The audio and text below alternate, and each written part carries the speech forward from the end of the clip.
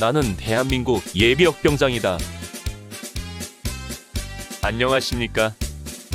1980년대 모공시절 군대 이야기를 나누는 예비역병장입니다. 오늘도 저의 옛날 군대 이야기와 함께 추억여행 떠나시죠. 나의 상병시절 137번째 이야기. 태풍 사격장 작업. 4. 피땀의 역사 첫 번째. 1982년 8월 3일. 이날부터 본격적으로 태풍 사격장 자동화 설비를 위한 작업이 시작되었습니다. 그러나 나는 근무교대 병력으로 잔류하게 되어 첫날 작업은 열애하게 되었습니다. 게다가 그날 오후는 전날 연대장에게 교육군기 문란으로 지적받은 것에 대한 벌칙으로 기관총 집체교육을 하라는 명령에 따라 나와 우리 기관총 분대원들은 작업 대신 기관총 조총훈련으로 편하게 보낼 수 있었습니다. 벌칙으로 내린 것이 우리에게는 도리어 상이 된 것입니다. 다음 날은 수요일로 정신교육과 전투체력의 날이었기 때문에 태풍 사격장 작업에 투입되지 않았습니다. 앞서 말한 것처럼 1982년은 정원 성과 측정을 할 정도로 정신전력과 전투체력 강화에 중점을 두고 있었기 때문에 정원 교육과 전투체력을 실시한 것입니다. 오전은 내무교육으로 중대장 정신훈화, 기본정원 교육, 문화활동, 경제교육 등을 실시하고 오후는 전투체력 행사로 태권도와 구보를 실시했습니다. 그런데 우리 기관총 분대들은 전날과 마찬가지로 기관총 집체교육을 또 실시했습니다.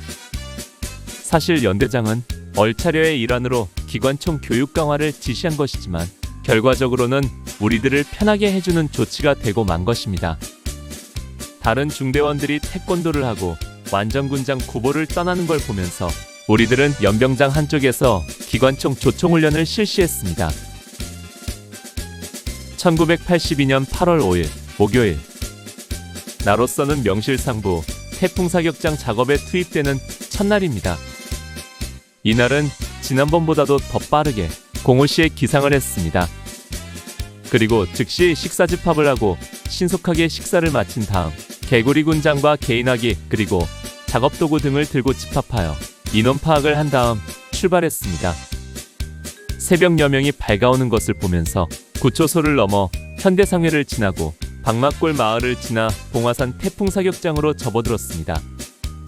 항상 화기를 들고 단독 군장으로 교육과 훈련을 하기 위해 이동하던 길을 삽과 곡괭이를 들고 가려니 좀 어색한 느낌이 들었습니다.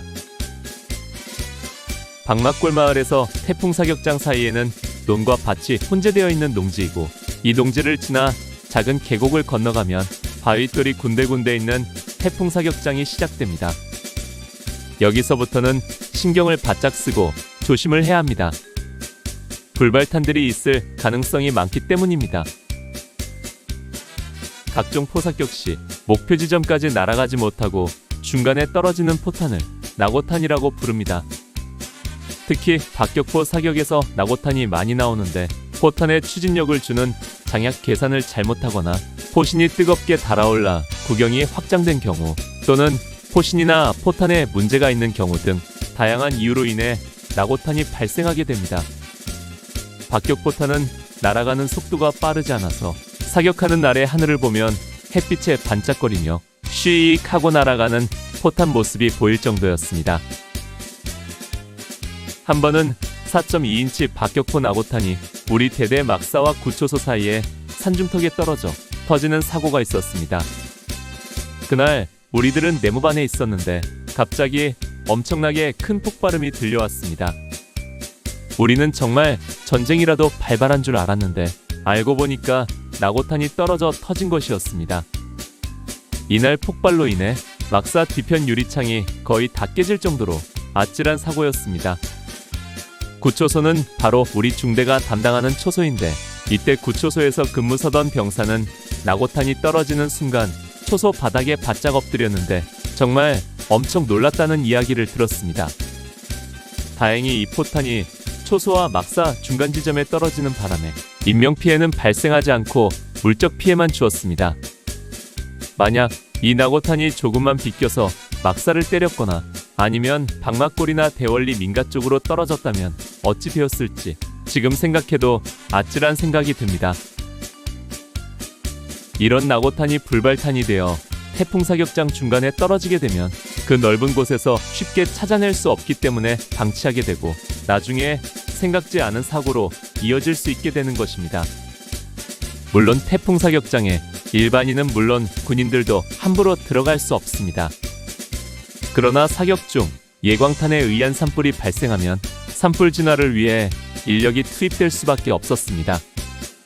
산불 진화 이야기는 나중에 다시 다룰 기회가 있을 것입니다.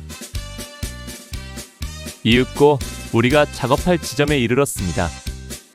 우리 중대는 한 곳에 집합하여 중대장으로부터 작업 지시와 작업에 대한 주의사항을 들었습니다.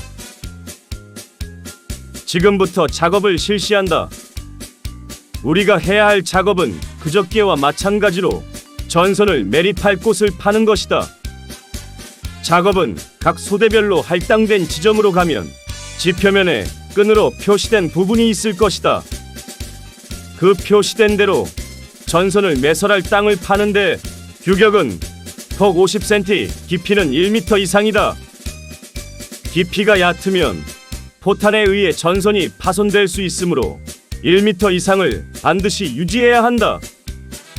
공병삽의 길이가 1m이므로 그것을 기준하여 파도록 한다. 만약 바윗돌이 나오면 최대한 돌려 파보고 그래도 안 되면 놔두어라.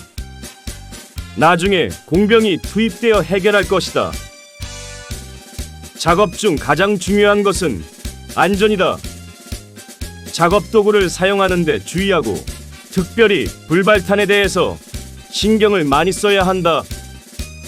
이곳은 6.25 때부터 최근에 이르기까지 많은 불발탄들이 있는 지역이다.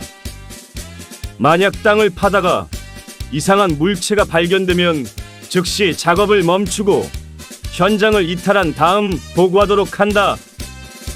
절대 임의로 만지거나 해체하려고 하지 마라. 폭발물 처리반이 와서 처리할 것이다. 우리들은 각 소대별로 지역을 할당받아 흩어졌습니다. 태풍 사격장 가장자리를 따라 우리가 땅을 파야 할 곳에 긴 끈으로 표시가 되어 있었습니다. 바윗돌이 별로 없고 삽과 곡괭이로 파기 용이한 지점으로 이미 정해져 있었던 것입니다.